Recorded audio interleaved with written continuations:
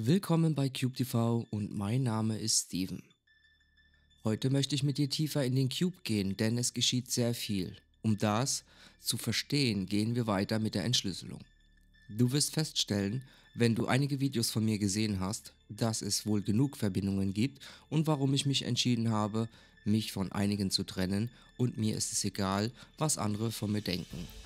Es bedeutet, das Hamsterrad zu erkennen und zu verstehen, wird immer dich von etwas trennen, weil du es erkennst und nicht stehen bleiben willst.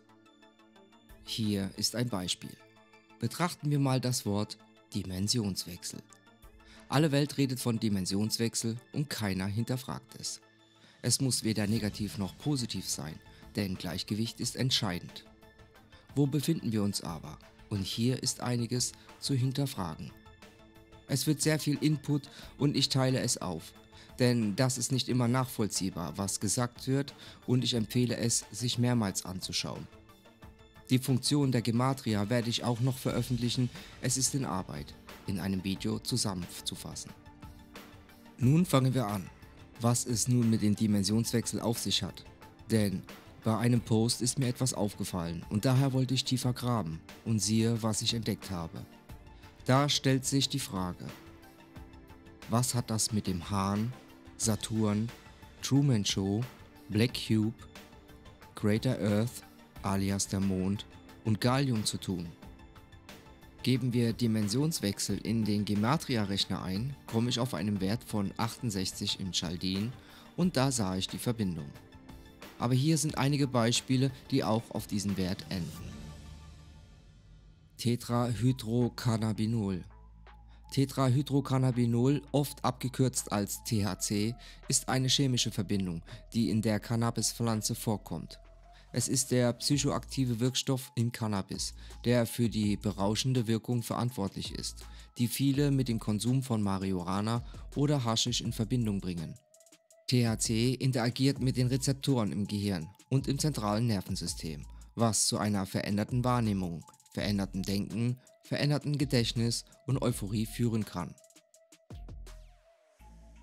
To Pimp a Butterfly, einen Schmetterling pimpen, Butterfly-Effekt steckt damit drin. Neurofibromatosis, auch Neurofibromatose abgekürzt, ist der Name für eine Gruppe genetischer Erkrankungen, die das Wachstum von Tumoren in den Nerven des Körpers verursachen. Es gibt zwei Haupttypen von Neurofibromatose, den Typ 1 NF1 und Typ 2 NF2, sowie einige seltene Untergruppen. The Arizona Coyotes, eine Eishockeymannschaft, Number of the Beast, Protective Stadium, Schutzstadion, Amazon Prime Video, November 4th. Beispiele, die stattfanden am 4. November. 1922 wurde das Grab des ägyptischen Pharaos Tutanchamun von Archäologen unter der Leitung von Howard Carter entdeckt. 1979 begann die 444-tägige Geiselnahme von US-Botschaftspersonal im Iran, die erst im Januar 1981 endete. 2008 wurde Barack Obama zum 44. Präsidenten der Vereinigten Staaten gewählt. 1956 begann die Ungarische Revolution gegen die kommunistische Herrschaft in Ungarn.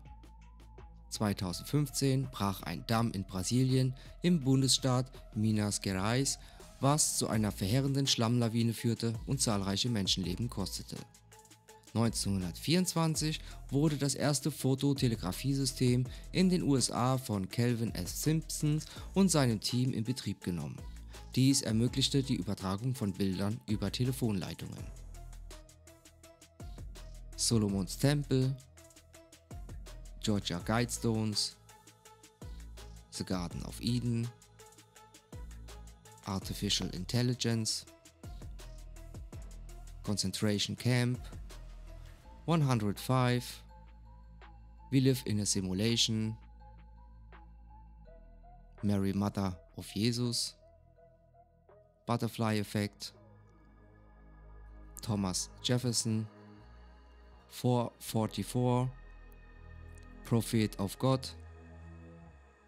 The Gematria Effect, Gematria The Killing Name, 109th, Orange is the New Black, Jehovah's Witnesses,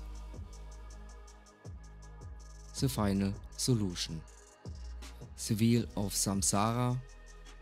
Das Wheel of Samsara ist ein Konzept, das hauptsächlich im Hinduismus, Buddhismus und anderen dharmischen Religionen vorkommt. Es ist auch als Rad des Lebens oder Rad der Wiedergeburt bekannt. Das Wheel of Samsara repräsentiert den Kreislauf der Wiedergeburt und des Leidens, dem die menschliche Seele ausgesetzt ist, wenn sie im Zyklus von Geburt, Tod und Wiedergeburt gefangen ist. Die grundlegenden Konzepte des Wheels of Samsara sind: Samsara, dies ist der endlose Zyklus der Wiedergeburt. Jede Seele wird immer wieder in verschiedenen Formen und Zuständen wiedergeboren, abhängig von ihren Handlungen und ihrem Karma aus früheren Leben. Karma. Karma ist das Gesetz von Ursache und Wirkung. Es besagt, dass die Handlungen einer Person in diesem Leben Auswirkungen auf ihren zukünftigen Leben haben werden. Gutes Karma führt zu einer besseren Wiedergeburt, während schlechtes Karma zu einer schlechteren Wiedergeburt führt. Leiden. Das Leben im Samsara wird von Leiden geprägt angesehen. Dieses Leiden kann physischer, emotionaler und spiritueller Natur sein. Das Ziel ist es, das Leiden zu überwinden und aus dem Kreislauf der Wiedergeburt auszubrechen.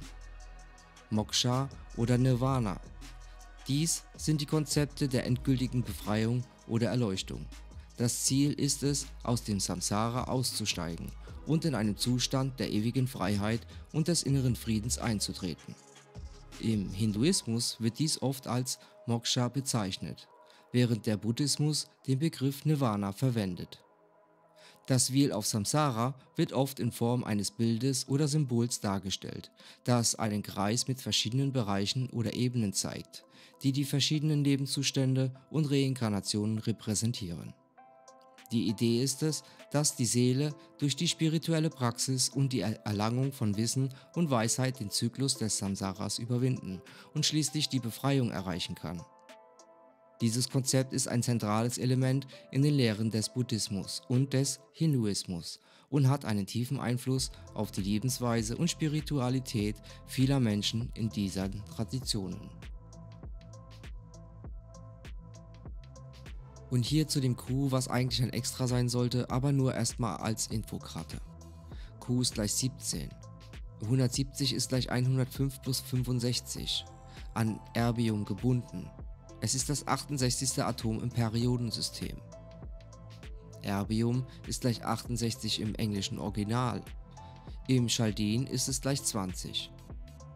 Die Atommasse von 167, welches die 39. Primzahl ist.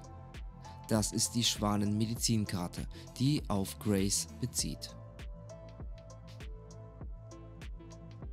Interessant auch Folgendes: Go West von Pet Shop Boys 1993. Go West ist ein Lied der Pet Shop Boys, das von der Band Village People gecovert wurde. Der Song handelt von Sehnsucht und dem Verlangen nach einem besseren Leben im Westen. Die Lyrik drücken den Wunsch aus, sich auf dem Weg in eine bessere Zukunft zu machen, wo Träume wahr werden können. Es ist ein optimistisches Lied, das den Glauben an eine positive Veränderung und eine hoffnungsvolle Zukunft vermittelt.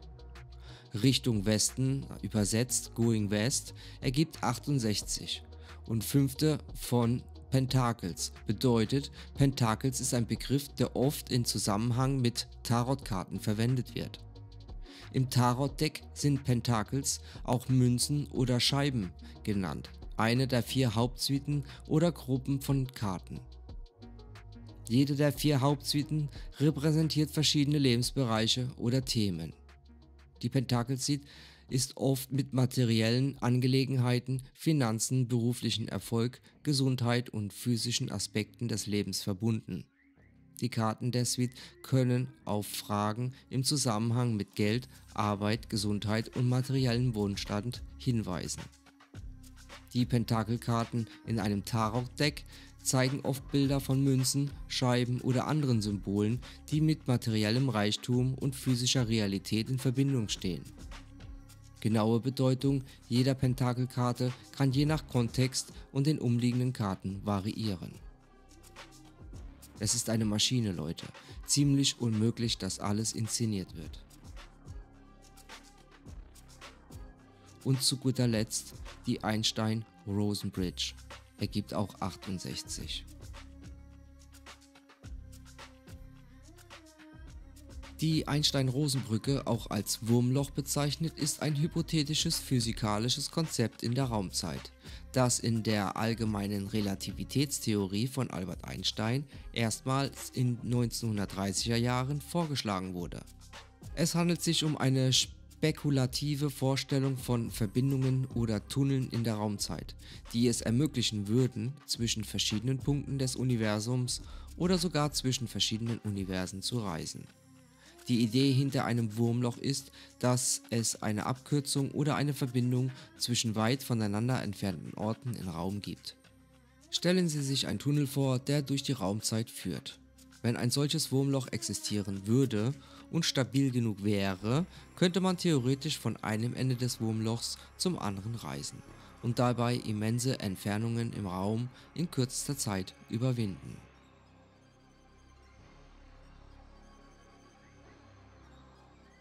Aber was hat es mit dem Hahn auf sich?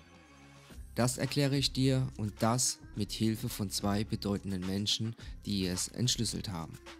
Die folgenden Beiträge habe ich zusammengefasst und stelle sie dir vor. Du wirst einiges wiederentdecken und weitere Verbindungen sehen.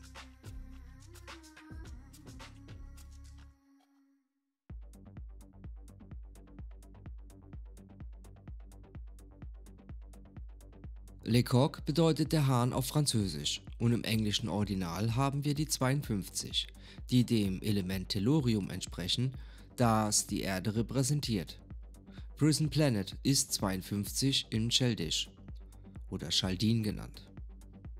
Der Hahn ist auch mit dem Element Gallium verbunden. Das Symbol dieses Elements ist der Hahn. Auf Spanisch ist der Hahn Gallo. Gallium ist das 31. Element des Periodensystems und mit 31 im Chaldish haben wir den Mond und die Erde. Das ist auch mit dem Sulpicius Gallus M verbunden. Das ist der Mondkrater. Sulpicius Gallus M ist 57 genau wie The Truman Show und deshalb zeigen sie im Film einen Hahn. Die Werbung hat die Farbe des Phönix, Rot und Orange. Alles zeigt darauf, dass wir in einem Krater auf dem Mond leben. Siehe letztes Video. Sie erwähnte auch Luna Lovegood, die 57 im Chaldin ist, genau wie die Truman Show. Luna Lovegood ist 153 im englischen Original, passend zu The Rooster, der Hahn. Es passt auch zu Phoenix Bowl und das erklärt die Farben des Phönix auf der Hahnwerbung in der Truman Show. Wir haben auch Gefängniserde, Verzerrung und den Ausdruck Was ist Radio Gaga? Es ist der Mond, der die Verzerrungsfrequenzen schickt.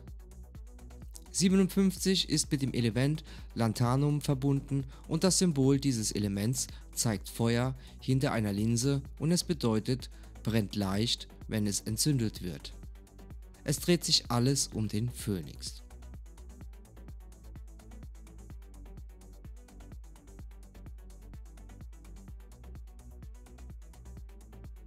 Chandrayaan, dritte Mission, ist 191 im englischen Original, passend zu Gesellschaft Jesu.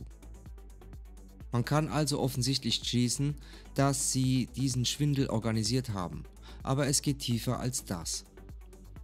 191 ist eine riesige Zahl, weil sie der atomaren Masse des Elements Osmium entspricht, das das Betriebssystem der Erde repräsentiert.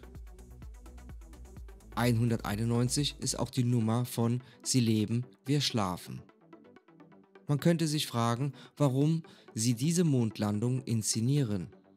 Antwort: Weil sie wollen, dass die Leute denken, dass der Mond da draußen ist, obwohl wir tatsächlich am Mond leben. Sie wollen nicht, dass die Leute das herausfinden. Wer würde bei all den Programmierungen jemals vermuten, dass wir auf dem Mond leben? Gottgev Lamster hatte recht mit dem Krater Erde. Und weil er die Wahrheit gesagt hat, wurde sein Kanal auf YouTube heruntergefahren. Auf Französisch ist das Wort Welt Monde.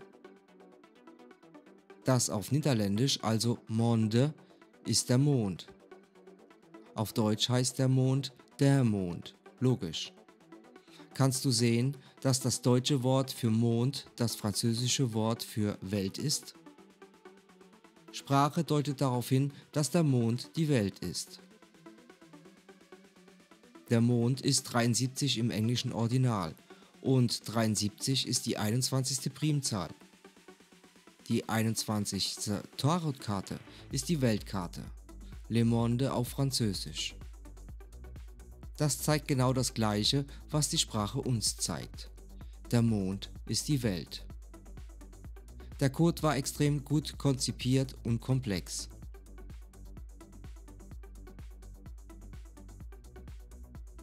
Jetzt ist der Mond 31 im Cheldisch passend zu die Erde.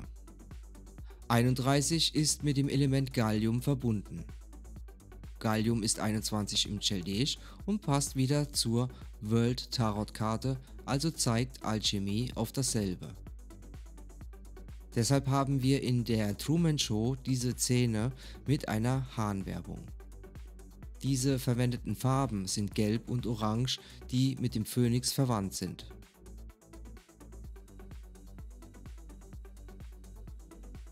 Es wurde gezeigt, dass Truman im Haus 36 lebte und Phönix 36 im Chaldäischen sowie Jesus Christus. 3 mal 6 ist 18 und 18 entspricht der Mond-Tarotkarte.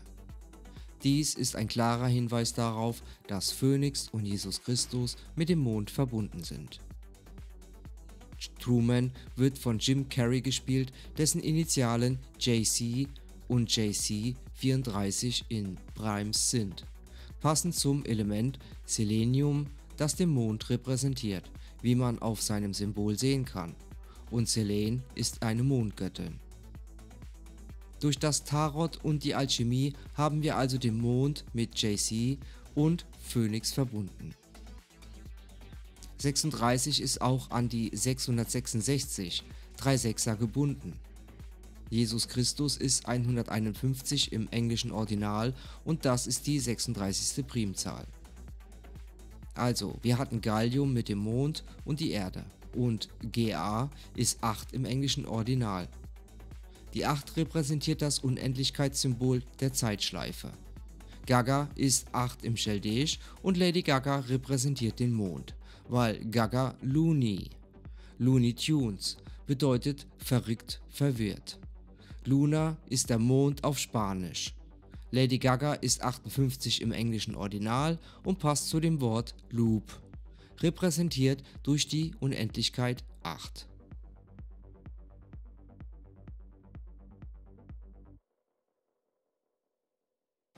In der Alchemie finden wir das Unendlichkeitssymbol im Element Bismut, das 83. Element der periodischen Tabelle ist. JC ist 83 im satanischen Cypher. 83 ist die 23. Primzahl und mit 23 haben wir das Wort Mond im Chaldäischen. Also haben wir eine weitere Sicht, die die Verbindung zum Mond bestätigt. Das wird dich umhauen. Hahn auf Spanisch ist Gallo. Dies war der Name eines römischen Kaisers namens Gaio Sulpicio Gallo. Und es ist auch der Name eines Mondkraters. Nun, Sulpicio Gallo ist 151 im englischen Ordinal, passend zu Jesus Christus. Sulpicius ist 34 im Chaldäischen, Matching-Element Selen, das den Mond repräsentiert. Sulpicius Gallus ist 201 im englischen Ordinal, passend zu Order of Illuminati, und Ignatius of Loyola. Ignatius von Loyola war ein Gründer der Gesellschaft Jesu. Komisch, wir haben wieder diese Bezugnahme auf den Jesuitenorden. Aber dies ist logisch, da wir die Verbindung zwischen Jesus und dem Mond sowie dem Phönix gesehen haben.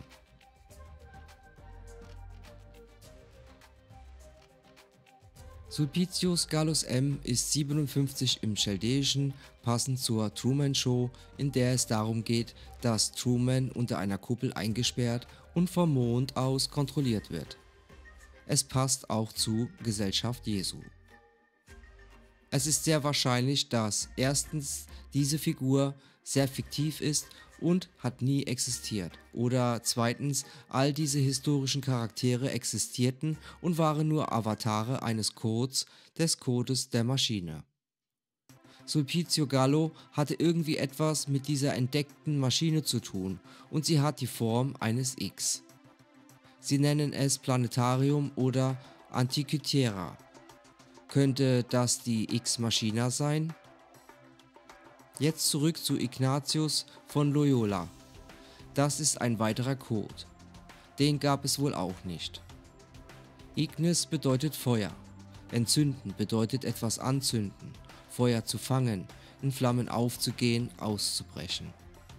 Das hat alles mit dem Phönix zu tun. 57, die wir mit Truman Show, Sulpicius Gallus M. und der Gesellschaft Jesu haben, ist mit Element Lanthanum verbunden. Auf seinem Symbol können wir eine Linse sehen und Christoph schaut Truman durch eine Linse und es brennt. Also scheint es, dass das, was in der Linse sich befindet, angezündet wird. Die Beschreibung des Lanthanums-Symbol durch die Royal Society of Chemistry besagt, das Bild ist von einer Kameralinse. Das beschreibt gut die Truman Show und Truman im Fernsehen. Die Flammen im Hintergrund spiegeln die Leichtigkeit wider, mit der das Element brennt, wenn es entzündet wird. Hier kommt unsere Ignatius-Symbolik ins Spiel.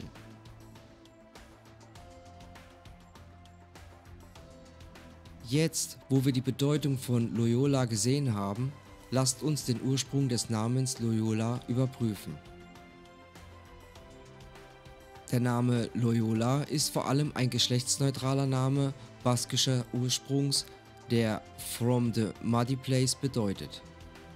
Loyola ist lateinischen Ursprungs. Loyola hat die Bedeutung, hat einen Wolf auf seinem Schild.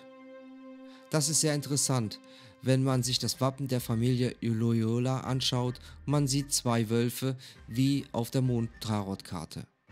Dies ist eine weitere Bestätigung, dass dieser ganze Jesuitenorden mit dem Mond zu tun hat. Rechtschreibvarianten dieses Familiennamens sind Loyola, Loyola, Lola, Lolita, Loya, Loyo und andere.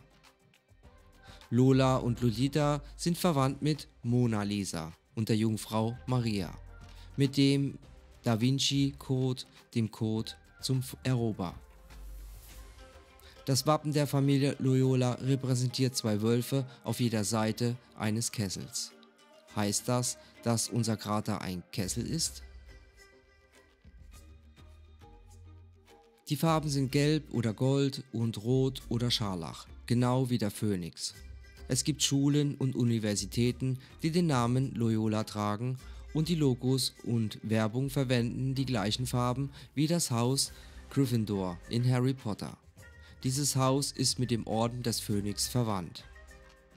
In Harry Potter haben wir einen Hinweis auf einen Pub namens Leaky Cauldron. Ich habe in mehreren Posts erwähnt, dass die Erde der Goblet des Feuers ist. Das ist dieselbe Symbolik. Zitat: Da ich Französin bin, erinnerte mich der Name Sulpicius Gallus an die Kirche von Saint-Sulpice in Paris. Also wollte ich natürlich mehr darüber lesen, ob es etwas Interessantes gibt und bam, zwei riesige Überraschungen. Die erste ist, dass es mit dem Da Vinci Code zu tun hat. Hier ein Zitat aus einem Artikel von Paris Historic Saint-Sulpice Church, welche genutzt wurde in den Verfilmungen des Da Vinci Code Bestsellers des Autors Dan Browns. Das zweite, aber nicht zuletzt ist, dass es sehr verdächtig Feuer gefangen hat und was betroffen war, ist das runde Buntglasfenster im Kreis. Auf dem Bild sieht man, dass es aussieht wie der Feuerring. Also worum ging es? War der Sulpicius Gallus in Flammen? Das Blutglasfenster hatte die gleiche Aufteilung, nämlich 8 Teile, die ich in meinem ehemaligen Post über die 8-spitzigen Stern des Chaos kommentiert habe. Ignatius von Loyola wird mit einem Buch mit dem Zitat Et Majorem de Gloriam dargestellt. Dieses Zitat wurde auch von einem anderen Mann namens Ignatius übernommen und ist so kodiert: Edmund Ignatius Reis. Edmund ist eine Bezugnahme auf den Mond.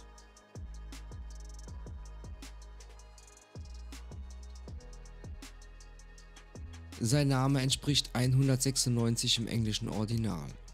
Es ist mit dem Da Vinci Code verbunden, weil Lisa Gherardini, die das Model der Mona Lisa war, am 196. Tag des Jahres starb. Mit 196 haben wir den Jesuitenorden, Aufstieg des Phönix und den Kodex der Demurge. Beim Versuch, das genaue Datum des Feuers zu finden, habe ich gerade herausgefunden, dass es 4 weitere Brände in 4 verschiedenen Orten gab, die Saint-Sulpice in ihren Namen in verschiedenen Regionen Frankreichs haben. Es gibt keinen Zweifel daran, dieses Feuer müssen Rituale sein, oder könnte es sein, dass es nur der Matrix-Code ist, der uns zeigt, was passieren wird und schon oft in verschiedenen Maßstäben, Mikro bis Mikro oder Art von fraktalen Ereignissen auf unserem Krater passiert ist? In der Saint-Sulpice-Kirche postete eine Person, dass die Kirche entzündet. Das passt sehr zu Ignatius. Jetzt merke ich auch, dass diese Orte in Frankreich sind und Frankreich früher Gallien genannt wurde. Spanisch Gallia, Griechisch und Lateinisch Gallien. Das Wappen Frankreichs ist der Hahn. Gallus auf Latein gemeint aus Gallien. Also ja, all das ist kein Zufall, sondern ein komplexes Codespiel. Sogar der Name des Priesters der Saint-Sulpice-Kirche ist mit Jean-Loup Lacroix, John Wolf das Kreuz kodiert. Alles deutet darauf hin, dass sich unser Krater entzündet, wenn der Phönix steigt. Das soll mal der Einstieg sein und es gibt noch viel mehr. Während du das hier gesehen hast, ist schon die nächste Folge in Arbeit. Bis dahin danke ich dir und wir sehen uns zum zweiten Teil, wenn es heißt Dimensionswechsel decoded. Dein Steven von CubeTV.